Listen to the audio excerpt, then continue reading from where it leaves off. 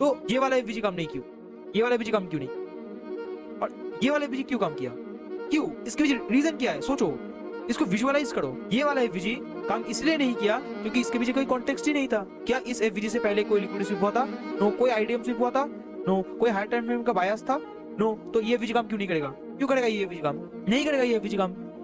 लेकिन ये वाला एफवीजी, इसके पीछे कॉन्टेक्स्ट था। Hello everyone, welcome back to another video of the line of trading. आज के इस आईसीटी के लेक्चर में हम लोग जो है एफवीजी के बारे में लर्न करने वाले हैं और उसके रिलेटेड एक स्ट्रेटेजी के बारे में भी डिस्कस करने वाले हैं और ये भी जानने वाले हैं कि एफवीजी को एग्जैक्टली में यूज कहाँ पे करना है और क्या आपका स्ट्रेटेजीज रहने वाला है, ठीक है, एफवीजी को लेके, उसके बारे में भी हम लोग इस वीडियो में डिस्कस करने वाले हैं। तो इस वीडियो में आपको मेनली एफवीजी का पूरा फ्रेमवर्क मिलेगा, ठीक है, एक स्ट्रेटेजी भी मिलेगा आपको जिससे आप लोग जो है एफवीजी को ट्रेड कर पाओगे। और आप लोगों ने इंटरनेट पे जो भी एफवीजी के बारे में वीडियोस देखे होंगे जहाँ पे आपको सिर्फ और सिर्फ एफवीजी को सिखाया जाता है नॉर्मली टेक्स्ट बुक की तरह, लेकिन उसका यूज केस नहीं सिखाया जाता है, उसके बारे में हम लोग इस वीडियो में इन डिटेल बात करने वाले हैं और जानने वाले हैं कि एग्जैक्टली में कौन सा एफवीजी काम करता है, ठीक है। क्योंकि देखो, एक चीज आप लोगों ने कभी ना कभी सोचा ही होगा कि भाई मार्केट में पूरे दिन में बहुत सारे एफवीजीज बनते हैं, लोअर टाइम फ्रेम पे, हायर टाइम फ्रेम पे भी बहुत सारे बनते हैं, लेकिन एग्जैक्टली में कौन से वाले एफवीजी से जो है हम लोगों को बाइंग या सेलिंग करना है, ये एक बहुत बड़ा डाउट रहता है, ठीक है। और उसी डाउट को जो है क्लियर करने के लिए मैंने ये स्ट्रेटेजी आप लोगों के लिए बनाया है और मैं इसको खुद भी यूज करता हूँ। ये बहुत ज्यादा प्रॉफिटेबल स्ट्रेटेजी है, बहुत अच्छी स्ट्रेटेजी है, आपको बहुत अच्छा एक्यूरेसी भी देगा, ठीक है। नाउ अगर आप लोगों को ये स्ट्रेटेजी को पूरा का पूरा इंप्लीमेंट करना है तो आपको सबसे पहले दो कंसेप्ट को मेनली सीखना पड़ेगा, जो कि बहुत इजी कंसेप्ट है, मैं आपको एकदम इजीली सिखा दूंगा, ठीक है। देखो, लेकिन उसका अप्लाई करना आपके ऊपर है, आपको बैक टेस्ट करना पड़ेगा, खुद लाइव में जाके ट्रेड करना पड़ेगा, ओके। देखो, सबसे पहले आप लोगों को जो है एफवीजी को सीखना पड़ेगा कि एग्जैक्टली में एफवीजी क्या चीज है। अब इसके ऊपर इंटरनेट पे बहुत सारे वीडियोस है, आई नो आप लोग जानते हो एफवीजी क्या होता है, लेकिन फिर भी मैं आपको एक छोटा सा समरी दे देता हूँ। देखो, जो एफवीजी जो है वो दो तरीके का होता है, एक होता है आपका बुलिश एफवीजी, एक होता है आपका बेरिश एफवीजी। अब बुलिश एफवीजी क्या होता है? देखो, जब मार्केट में कभी भी कोई बाइंग इम्बैलेंस बनता है, मतलब जो एफवीजी है वो 3 कैंडल का फॉर्मेशन है, 3 कैंडल का फॉर्मेशन है। अब फर्स्ट कैंडल का हाई और थर्ड कैंडल का लो, इसके बीच में जो गैप रहता है ना, ये आप जो गैप देख पा रहे हो, इसको हम लोग इम्बैलेंस बोलते हैं। तो ये जो है ये बुलिश इम्बैलेंस है, तो इसको हम लोग इसलिए एफवीजी कहते हैं, fair value gap, bullish fair value gap, okay. अब इसी गैप को जो हम लोग एफवीजी बोलते हैं और इसको हम लोग बुलिश एफवीजी बोलते हैं। अब जब मार्केट जो है इस बुलिश एफवीजी को टैप करता है तो यहाँ से मार्केट अपसाइड में जाता है, ठीक है। और जब मार्केट इसका अगर उल्टा कर दोगे आप लोग, जो कि यहाँ पे आप लोग देख सकते हो, अगर मार्केट अपने फर्स्ट कैंडल का लो एंड थर्ड कैंडल के हाई के बीच में गैप बना देता है और अगर मार्केट इसको टैप करने के लिए जाता है तो यहाँ से हम लोग जो है सेलिंग का ट्रेड प्लान करते हैं। तो यही होता है आपका सेलिंग एफवीजी। बाइंग एफवीजी क्या होता है? फर्स्ट कैंडल का हाई, थर्ड कैंडल का लो। एंड सेलिंग एफवीजी क्या होता है? फर्स्ट कैंडल का लो एंड थर्ड कैंडल का हाई। जो बीच वाले कैंडल का कलर है वो मैटर करता है, बाकी दो कैंडल का कलर मैटर नहीं करता, ठीक है। अगर बाइंग एफवीजी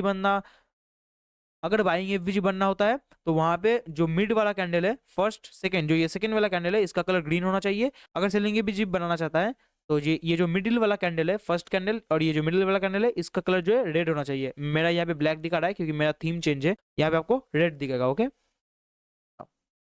अब स्ट्रेटजी क्या रहने वाला है, क्या आपको यूज करना है? देखो, सबसे पहले कॉन्टेक्स्ट को समझो कि आपको एग्जैक्टली में कॉन्टेक्स्ट क्या यूज करना है, क्योंकि हर आईसीटी का जो भी स्ट्रेटजी आप लोग देखते हो, आप लोग समझते हो कि आईसीटी एक स्ट्रेटजी है, लेकिन मैं आपको बताना चाहता हूँ कि आईसीटी कोई स्ट्रेटजी नहीं है। आईसीटी एक कंसेप्ट है जिसको ब्लाइंडली फॉलो नहीं किया जाता, क्योंकि देखो, ब्लाइंडली किसको फॉलो किया जाता है? स्ट्रेटजी को।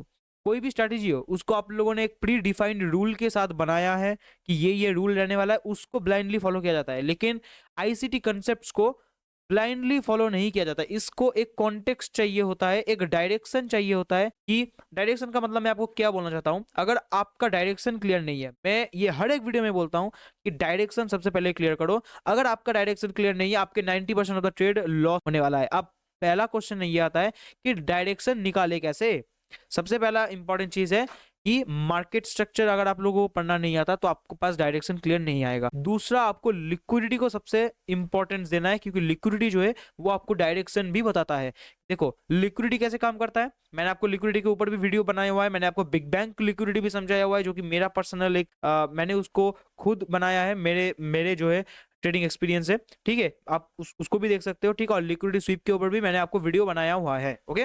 तो आई थिंक आपको, आपके पास जो है लिक्विडिटी क्लियर है, ठीक है। अब देखो लिक्विडिटी फिर भी क्या होता है, मैं आपको समझा देता हूँ। लिक्विडिटी जो है वो स्विंग हाइज एंड स्विंग लोज के नीचे जो रेस्टिंग ऑर्डर्स होता है वो होता है आपका लिक्विडिटी। अब मार्केट कभी भी जो है ऐसे स्ट्रेट मूव नहीं करता, मार्केट मूव करता है हायर लोज हायर हाइज में, लोअर लो लोअर हाइज में। अब जब मार्केट ऐसे मूव करता है तो इसका जो ये स्विंग हाई है और इसका जो ये स्विंग लो है, इसके नीचे होता है लिक्विडिटी। अब जब मार्केट लिक्विडिटी को ले लेता है तो मार्केट कहता है लिक्विडिटी लेने के बाद अपोजिट साइड का लिक्विडिटी जो है टारगेट करता है, या फिर अपोजिट साइड में जो है एक बड़ा मोमेंटम देता है। ओके, सो उसी मूव को कैप्चर करना है हम लोगों को। अब उसको कैप्चर करना है हम लोगों को एफवीजी के थ्रू। अब वो कैसे करना है, देखो पहला स्ट्रेटजी आपका रहने वाला है, जब भी मार्केट कोई भी लिक्विडिटी को लेगा, मान लो यहाँ पे कोई भी लिक्विडिटी है, ठीक है। अब उसको लिक्विडिटी को लेने के बाद जब मार्केट डिस्प्लेस करेगा, अब सबसे ज्यादा इंपॉर्टेंट चीज जो है मैं आपको बताना चाहता हूँ, जो कि जो भी ये लोग वीडियो देख रहे हो, अगर आप लोगों ने ये चीज नहीं समझा तो लॉस करने वाले हो, अगेन लॉस करने वाले हो। ये पूरे चीज को आपको देखना है हायर टाइम फ्रेम पे। क्यों हायर टाइम फ्रेम पे देखना है, क्योंकि जो हायर टाइम फ्रेम का कॉन्टेक्स्ट होता है वो लोअर टाइम फ्रेम से ज्यादा एक्यूरेट होता है। इसीलिए आपको लोअर टाइम फ्रेम पे ये सारी चीजें नहीं देखनी है जो भी मैं आपको बता रहा हूँ, ये सब आपको 4 आवर टाइम फ्रेम पे देखना है या तो डेली टाइम फ्रेम पे देखना है। मैं आपको सजेस्ट करूंगा 4 आवर टाइम फ्रेम पे देखने को, कि 4 आवर टाइम फ्रेम पे ही जो हम लोग जो है स्ट्रक्चरल व्यू को देखते हैं, डेली टाइम फ्रेम में हम लोग जो है बायस को डिसाइड करता है। ये सब आपको हायर टाइम फ्रेम में देखना है, 4 आवर के टाइम फ्रेम पे। और डिस्प्लेसमेंट भी आपको 4 आवर के टाइम फ्रेम पे ही देखना है।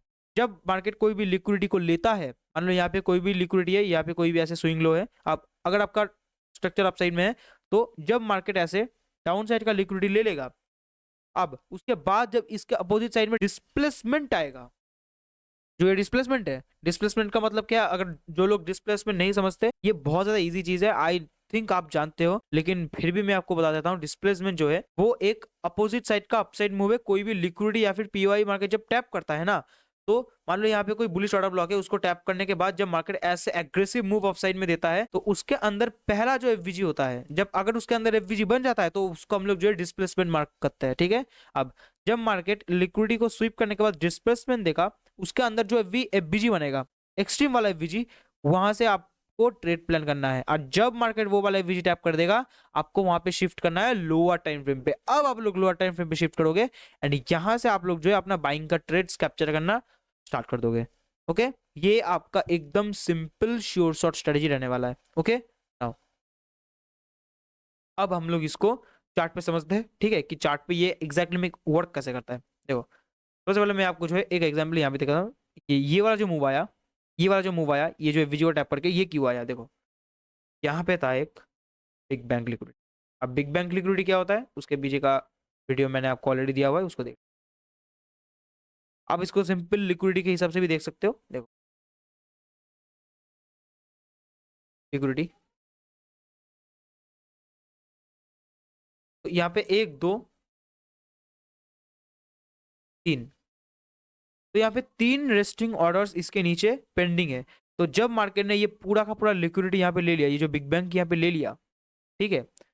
अब बिग बैंग लेने के बाद हम लोग इंस्टेंटली एंटर नहीं करेंगे, हम क्या करेंगे, वेट करेंगे डिस्प्लेसमेंट का। देखो लिक्विडिटी लिया, डिस्प्लेसमेंट अप साइड में दिया, उसके अंदर देखो एक एफवीजी बनाया यहाँ पे, सी दिस, ये एक एफवीजी आपका बनाया है यहाँ पे। ओके, अब इस एफवीजी से जो है जब इसको टैप कर रहा है, इसी पे आप लोगों को लोअर टाइम फ्रेम पे शिफ्ट करना है और आपको ट्रेड लेना है। देखो 15 मिनट पे मैंने यहाँ पे शिफ्ट किया। अब जब मैंने यहाँ पे 15 मिनट के टाइम फ्रेम पे शिफ्ट किया, न्यूयॉर्क का भी सेशन था तो और कंफर्मेशन था। तो यहाँ पे 15 मिनट के टाइम फ्रेम पे आप लोग एंट्री कैसे लोगे, या तो 15 मिनट का आईडीएम स्विप देख लो, या तो 15 मिनट का टाइम फ्रेम का डिस्प्लेसमेंट देख लो। यहाँ पे देखो आईडीएम स्विप भी था, ये आपका आईडीएम स्विप।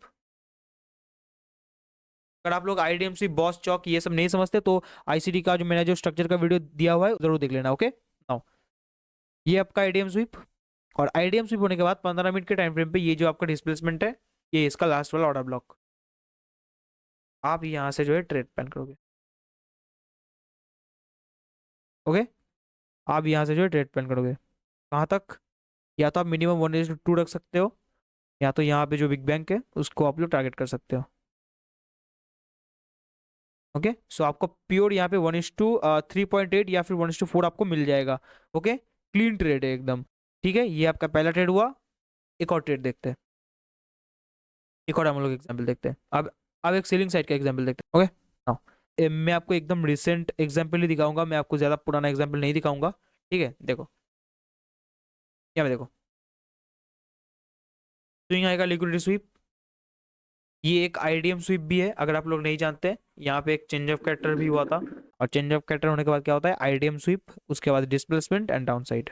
ओके, अब यहाँ पे लिक्विडिटी स्वीप किया, उसके बाद अब हम लोग वेट करेंगे क्या, डिस्प्लेसमेंट का।